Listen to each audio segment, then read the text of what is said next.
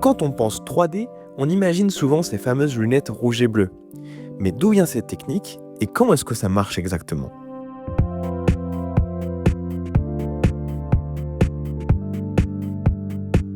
Cette technique s'appelle l'anaglyphe. Ce mot un peu bizarre, c'est Louis Ducos du Oron qui l'invente à la fin du 19e siècle. Mais l'idée, elle, est plus ancienne. Dès 1853, des savants comme Wilhelm Rollmann et Charles d'Almeida commencent à expérimenter le relief avec des filtres colorés. Le principe est très simple. On prend deux photos légèrement décalées, une pour l'œil gauche, une pour l'œil droit. On les colore avec deux couleurs opposées, souvent rouge pour la gauche et cyan pour la droite. On les superpose et voilà, avec les bonnes lunettes, le cerveau recrée la profondeur.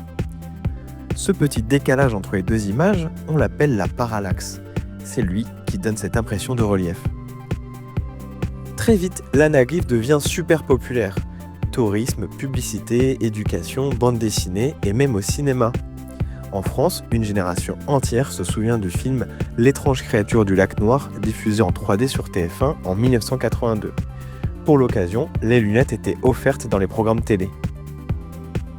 Aujourd'hui, au cinéma, on utilise d'autres techniques, plus modernes, comme la polarisation ou le 3D numérique séquentiel. Mais l'anaglyphe, lui, n'a pas dit son dernier mot. La NASA, par exemple, continue à utiliser cette technique pour créer des vues 3D de la surface de Mars. Et dans la BD ou la photographie stéréo, l'anaglyphe reste bien vivant. Alors la prochaine fois que vous croiserez une paire de lunettes 3D rouge et cyan, vous saurez que derrière ces couleurs, il y a plus de 150 ans d'histoire et d'illusions d'optique.